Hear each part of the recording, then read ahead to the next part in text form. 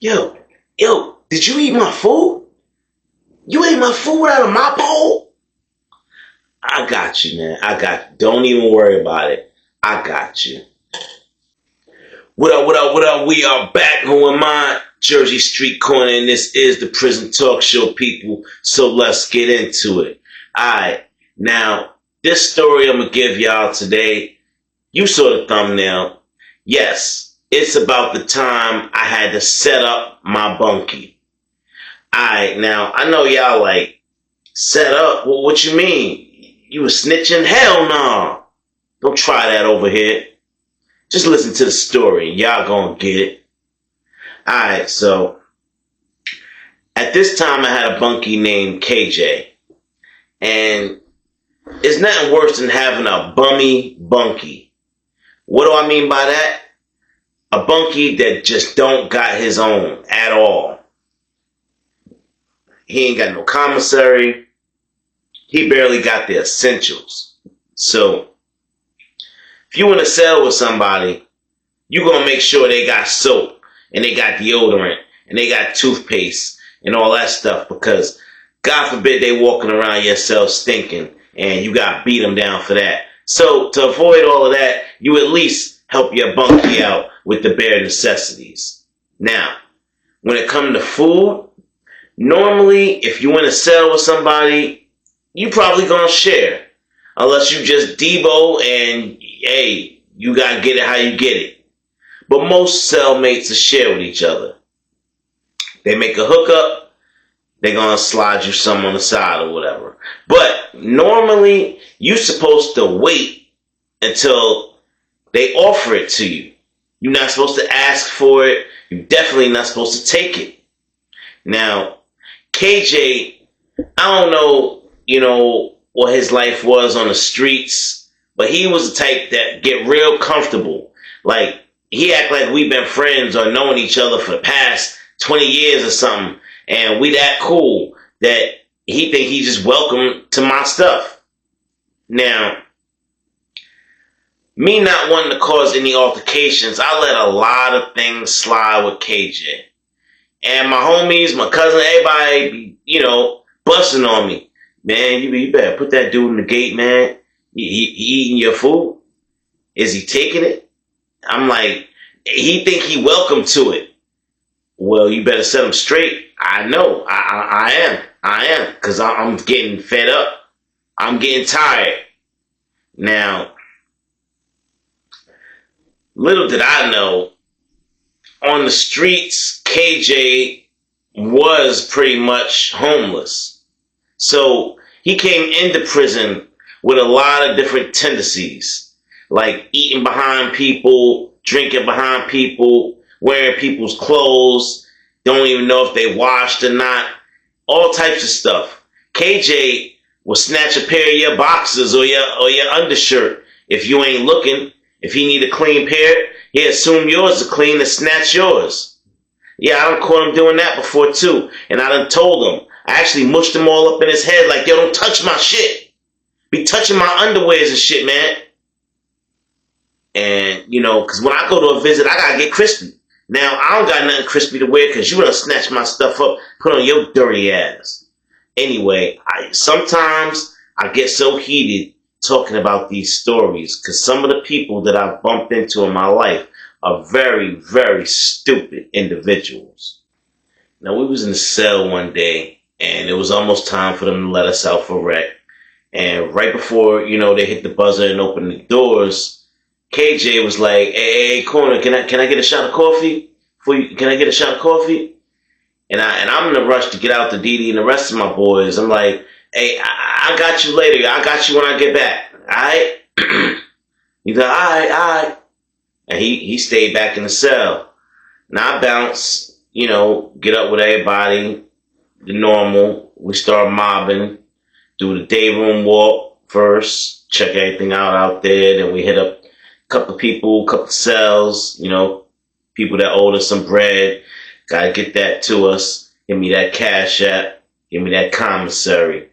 Then we hit the yard. We start walking around, doing our laps. And this would go on for about say we out there at rec for over an hour, and it's time for everybody to come back in now.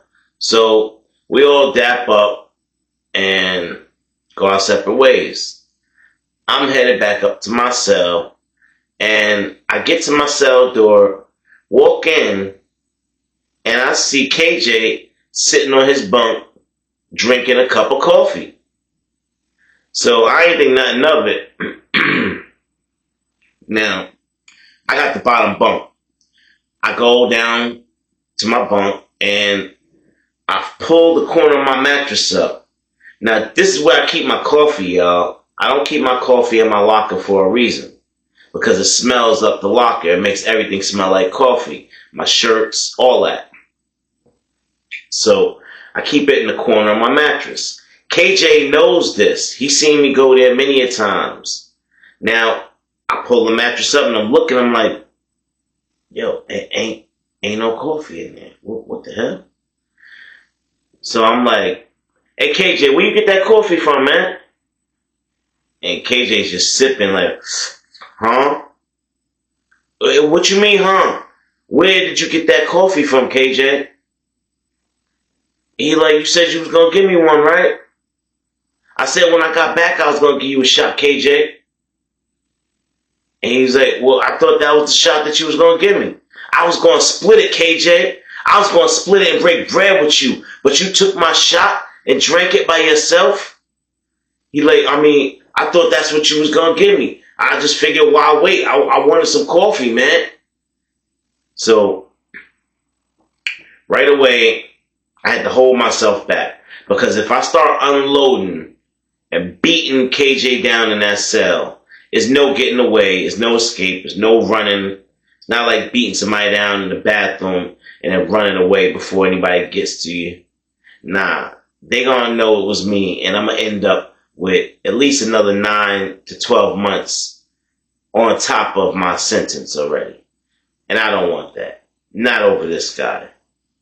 So I hold myself back, and I was like, all right, you know what? You know what, KJ? It's cool. I said I was going to give you a shot. There you go. Alright. Don't even worry about it. KJ, don't go under my mat again. Let this be the last time I tell you. Don't go under my mat again. And KJ sipping his coffee like, alright, man. Alright. My bad again, man. My bad. I'm sorry. My bad. I ain't know it was like that. Like, whatever, man. Whatever. So, after that, I don't even want to talk. I just turn my TV on, threw my headphones on, and I'm just watching some TV. I'm waiting until they, next count, till they let us out again. I don't even want to talk to this man. I'm so pissed off. Because I normally drink my coffee when I come back from rec. Now, I got to bust a few moves when we get out, get myself some more coffee, secure that, bring it on back, lock it down. Now, I figure out what I'm going to have for dinner. Tonight, I'm going to have chicken noodles. That's the chicken flavored noodles with some chicken, chunks of chicken. That's what I'm going to have. With the, the mayonnaise and the cheese doodles. Excuse me. So, I'm like, all right, bet. I get everything I need, all my utensils. So for lockdown, I'm straight. I know I'm straight. I got all my food in the locker. About to be gravy. So I go head up to the cell, start whipping it up. I like to get mine in early. That way I can have all my sandwiches made so I can go chill in the day room before lockdown. Play cards or just kick it. Be down with the homies or whatever. But I have my dinner ready as soon as I walk in the cell. So I made my hookup bowl. Let's fast forward past all the ingredients. And I got the lid. You get the lid, snap-proof lid. Boom. Got it there waiting for me. Got my bread that I got from mess hall. Always get a half a loaf of bread from mess hall. You gotta have some connections for that, though, to get the whole half a loaf or the whole loaf. But you want to make yourself at least 6 sandwiches for nighttime. You gotta make it to the morning. Lockdown is around 10 p.m. And if you ain't got the right commissary, even a soup gonna have you hungry. But oh nah, them hookup sandwiches ain't nothing like it. They gonna have you full till 6 in the morning. Now, I'm down in the day room kicking it. I'm chilling. You know that relaxed vibe where you know everything is going right. You just, yeah. Watching the TV, kicking it, yeah. You see people running around trying to get their water heated up in the microwave for their soup, and people making their coffee and all this and that. But you relax because you already know you plan for this moment. You plan every night for this moment, so you don't have to rush around. Your food is already made and waiting for you upstairs in the cell. Here goes lockdown, y'all. And you take that slow stroll up. You trying to soak up every last minute of that freedom. Slow stroll upstairs to the cell. And now you get in the cell, or let's say I get in the cell and I see somebody holding my bowl, my hookup bowl. Yeah.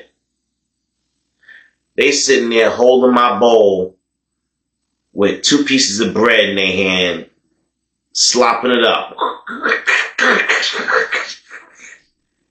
And I'm sitting there looking like, alright. I know for damn sure this man did not just eat my hookup. And I'm like, KJ, tell me you're not eating my dinner right now. And he like, huh? Tell me you're not eating my dinner right now, KJ. That's my bowl. I'm saying, you left it out on top of your bunk for me, right? KJ, why would I leave food on top of my bunk for you? If it was for you, wouldn't I have put it on top of your bunk? And KJ like, I don't know, man. I thought you left it for me. The bowl was full, KJ. We talking about one of them nice sized Tupperware joints, full to the top. I was going to give you at most 2 sandwiches out of 7. And you ate all of it. The bowl empty. You thought I left it for you? Listen, man. I don't even want to talk, KJ. KJ, I don't even want to talk to you right now. You're like, hey, bro, I'm sorry, man. He tried to reach his hand over to shake my hand or, give me a pound. Say, I'll smack that shit away. KJ, chill. Just stay away from me, KJ. Because I'm so hot with you right now. Like, I don't even want to go there with you right now. Like, because it's not going to end up good. And I'm just sitting there racing in my mind. Like, I'm not going to be able to sleep tonight. I'm not going to be able to sleep tonight. If I don't beat this man down, I'm not going to sleep right tonight. Now, after the count, I'm back down to the day room, explaining to all the homies exactly what just went down, and asking some of them for some of their leftovers if they got some food, because I didn't have dinner. And, they hooked me up. They brought some stuff down. Now, this is crazy, but the extremes that you will go through to get your lick back without getting caught, well, is unbelievable. The things that I've done, the things that I've seen. Now, immediately, everybody wanted to jump. Let's go get him right now. Like, nah. I can't let nobody get locked up over this bum. KJ's a bum. He was a bum on the streets, and he a bum in here. But I tell you what we're going to do. We're going to find a way to get KJ up out of this pod for good. And one of the homies said, you talking about that homeless dude? Yo, I heard he was allergic to seafood, like bad. And I'm like, word? He ain't never seen nothing. And I'm like, I I don't never had that much fish in the cell, so I guess he wouldn't have the reason to say nothing. Because I don't normally be getting the tuna and all that. And I'm like, word. I'm like, alright. I got it. Yo, I need all of y'all to give me y'all shrimp soups. Yeah. I'll give y'all a chicken or beef soup for it back. Whatever you want. Or I'll give you the shrimp back. But for right now, I need at least 20 shrimp cup of noodles. I need at least one, maybe 1 to 2 cans of tuna. Yeah. Let me get a can of salmon and a can of Jack Mac. Yeah. We about to make it pop. I'm going to make sure the next hookup that this man steals from my bowl, well, let's just say he going to have to find out the hard way. So I go on over to Dee Dee's cell and I'm busting the soups down in another bowl, dry soups. I'm strategically picking all the little baby shrimp out of those little cup of noodles. You know them shrimp is mad small. I'm pulling all of them out. Put them to the side. I take some of the raw noodles, pull that to the side. We're going to heat them up.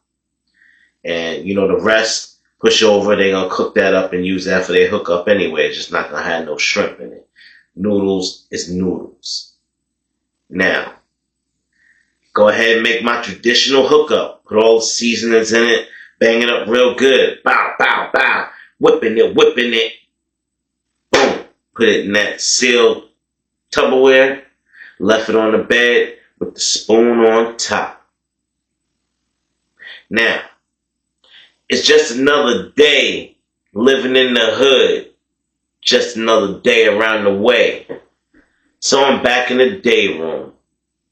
And we just chopping it up. We just chilling. And the trap is already set, y'all. It's inevitable. KJ is going to eat that bowl of food.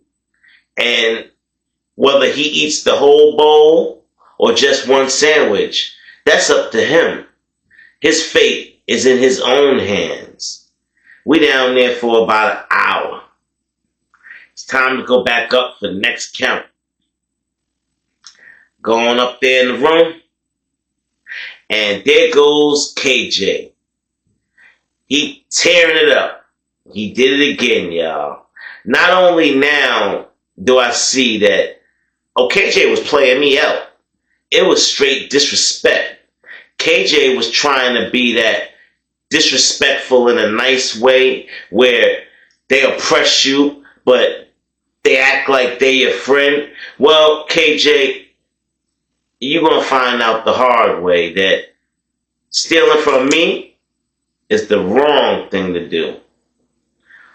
Now, KJ, he about on his 4th sandwich. He took my bread and everything. Right in front of me, eating. Now, I don't know if KJ thought I was some punk or something because I ain't beat his ass all this time. He should have got his ass beat for stealing the coffee. But like I said, y'all, I've been to lockup for plenty of people. And KJ just wasn't one of those guys I was willing to risk it all for. He was a bum. And I wasn't going to risk my freedom over a bum. Now, after he ate that sandwich, that 4th sandwich, KJ started, looking for something to drink. He started grabbing some water. He grabbing some soda, whatever he could find. And he drinking, but he's still choking. And he ain't even asked what was in the food. For somebody to have an allergic reaction, you popping hives out all over your skin. Your throat closing up on you. You're asphyxiating. And you gasping for help. you ain't got no inhaler because you stay away from seafood, so you normally don't need one. But when you go around stealing other inmates' food and you don't know, well, I mean, you got what you got, KJ. KJ gasping and gasping for air, y'all. Now, I don't want y'all to judge me. I don't want y'all to look at me sideways. Things that I've done or seen in my past, in my youth, don't necessarily depict who and what I am today. I had to do that time to learn my lesson, y'all, to be a better person. So, don't think that I'm bad when I tell you I watched KJ pass out. I didn't try and help him. As a matter of fact, he'd start rolling towards me. I kicked him, nudged him away from me. I ain't trying to do no Heimlich. I ain't trying to pump his chest or nothing. I sat there and let him pass out from that seafood that he digested. And when they came around for next count, I told him it just happened. I don't know. I came up here and he was eating that bowl of food. And next thing you know, he was hyperventilating and he was on the ground, officer. And, you know, what they was going to say. There was no bruises on him. They could tell we weren't fighting. They saw the food, immediately took it, took him, ended up finding out about his, you know, being allergic to fish. And, hey, he just ate the wrong bowl. He was going to be all right, but he was closely dying. So close to death. You can't breathe. When you got that kind of thing going on, your throat closes up. You can't breathe. KJ got taught a lesson. And I don't think KJ will be stealing anybody else's food anytime soon. So, this would be one of the rare times I didn't have to actually put hands on somebody. I would have loved nothing more than to beat KJ down for the disrespect. But KJ wasn't worth doing another 9 to 12 months over. Nah. Alright, y'all, listen. That's going to be it for this story. I hope you liked it. If you like content like that, stay tuned. Come back to the channel for more. Like, share, subscribe, and if you can, hype this video, y'all. And with that, I am your boy, Jersey Street Corner. I'm out.